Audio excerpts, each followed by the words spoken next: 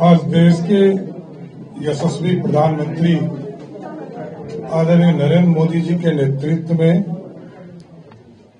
और केंद्रीय मंत्री वित्त विभाग की निर्मला सीतारमण जी के ने जिस तरह केंद्रीय बजट का प्रस्तुतिकरण किया, यह स्पष्ट दिखता है कि 2047 के भारत की कल्पना कैसे सरजमीन पर उतारा जाएगा, उसकी चिंता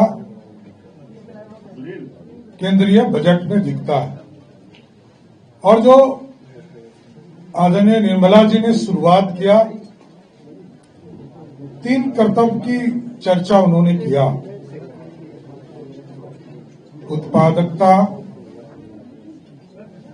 में लचीलापन लाना, आर्थिक विकास की चिंता करना, उसकी गति बनाए रखना।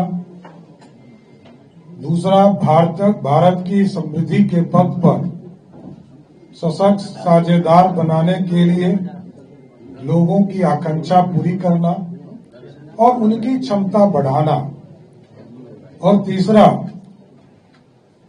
सरकार की सबके साथ सबका विकास के दृष्टिकोण को अनुकूल और ये सुनिश्चित करना है कि सार्थक भागीदारी के लिए प्रत्येक परिवार, समुदाय और क्षेत्र की संसाधनों, सुविधा और अवसरों तक पहुंचाने का उपलब्ध कराना।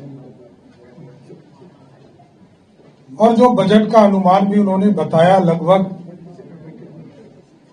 53 लाख करोड़ से अधिक की राशि का अनुमान किया है, जिसमें कुल व्यय क्रमशः 36.5 लाख करोड़ का है और केंद्र की शुद्ध कर प्राप्ति 28.7 लाख करोड़ रुपए रहने का अनुमान है। सकल बाजार उधारी लगभग 17.2 लाख करोड़ इसको आंका गया है। इसके साथ साथ कई घोषणा आज जो महत्वपूर्ण है भारत के विकास के लिए। बायोफार्म्स में लगभग 10,000 करोड़ के पूरे सिस्टम्स को बताने का काम निर्मला जी ने किया। केंद्रीय बजट में इस पूरे स्वरूप को लाया गया।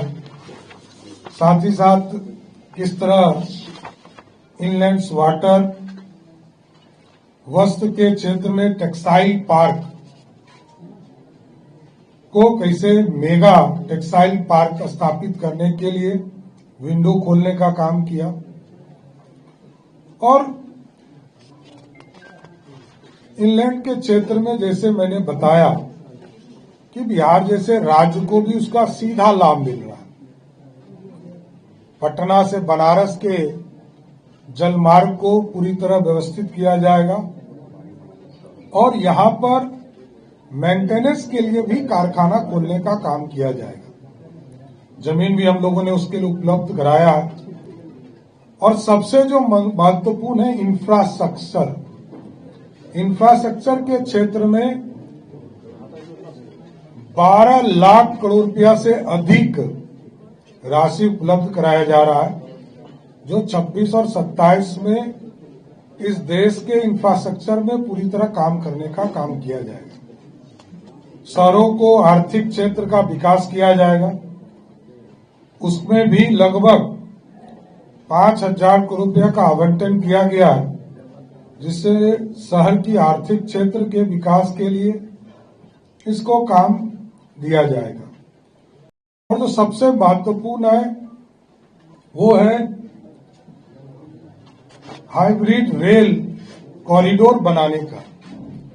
उसमें कई राज्यों का इसका लाभ मिलेगा, लेकिन बिहार को भी इसका लाभ बनारस से सिलीगुड़ी के बीच में 7 हाई स्पीड रेल कॉरिडोर बनाने की घोषणा की गई है। उसमें से एक है जिससे कि बिहार को भी इसका पूर्ण रूप से लाभ मिलने का काम किया जाएगा। मेडिकल के सेक्टर में एक बड़ा घोषणा आदरणीय वित्त मंत्री जी ने किया। एक तो सभी डिस्ट्रिक्ट हेडक्वार्टर के हॉस्पिटल में ट्रॉमा सेंटर के साथ साथ आईसीयू का निर्माण के लिए, और दूसरा 3 नए आयुर्वेद संस्थान स्थापित करने का भी घोषणा आज हुआ है। कई क्षेत्र हैं जिसमें पूर्ण रूप से पशुपालन हो, ऑरेंज इकोनॉमी हो, शिक्षा के क्षेत्र में लॉजिस्टिक कॉरिडोर बनाना हो, उद्योग के क्षेत्र में बड़े उद्योगों को स्थापित करने के लिए 5 विश्वविद्यालय का भी स्थापना करने का काम किया जाएगा। साथ ही साथ पर्यटन के क्षेत्र में भी लगातार कैसे गाइड्स बने और 10,000 गाइड कैसे हम चिन्हित करके उनको स्किल्ड करके पूरी व्यवस्थित करने का काम किया जाएगा। उसके साथ साथ उचित मूल्य कृषि, सरकार उच्च मूल्य वाली फसलों को की खेती के लिए समर्थन देगी, इसकी भी घोषणा आज हुई है। साथ ही साथ मानसिक स्वास्थ्य और ट्रॉमा सेंटर के लिए सरकार प्रतिबद्ध है और इसके लिए भी 2 इंस्टीट्यूट की घोषणा हुई है, जो एक रांची और तेजपुर में होगा। लेकिन मानसिक स्वास्थ्य और ट्रॉमा सेंटर की स्थापना के लिए सरकार पूरा सहयोग करेगी और बहुत से चीजें हैं जो विस्तार से हम लोग आपको उपलब्ध कराएंगे।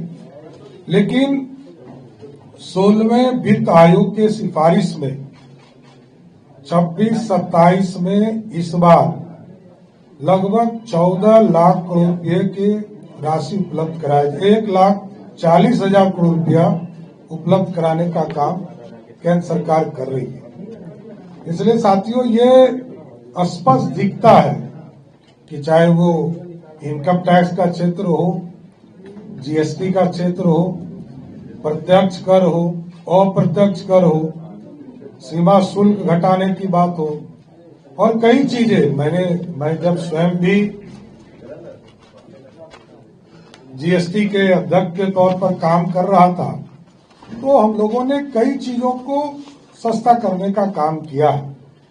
उसमें सरकार ने निर्णय लिया है कि कई चीजें जैसे शुगर और कैंसर की दवाई सस्ती हुई है, खेल कूद के सामान सस्ते हुए, बायोगैस मिक्स सीएनजी सस्ती होगी, माइक्रोवेव सस्ते होंगे, सोलर पैनल सस्ते होंगे, लेडर प्रोजेक्ट सस्ते होंगे, मोबाइल फोन और ईवी की बैटरी सस्ती होगी और महंगे जो होंगे उसमें शराब है जो बिहार में नहीं, कहीं ना उत्पादन होता है ना इसके उपयोग किए जाते हैं, स्क्रैप्स है, खनिज और फॉर्च्यून ऑप्शन ट्रेडिंग, इसके महंगाई का भी रास्ता दिखाया गया है।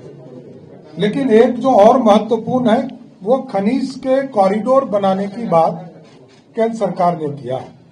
हम लोग भी इसको प्रयास करेंगे कि बिहार में भी अध्ययन कराकर खनिज कॉरिडोर के तौर पर इसको कैसे स्थापित किया जा सकता है, इसको किया जाएगा। इसलिए आज मैं प्रधानमंत्री नरेंद्र मोदी जी को धन्यवाद देता हूं कि इतना अच्छा बजट जो 2047 की कल्पना को सरजमीन पर उतारेगा, और निर्मला जी को भी बधाई देता हूं जिन्होंने इतना अच्छा बजट पेश किया है। धन्यवाद। धन्यवाद। मैंने तो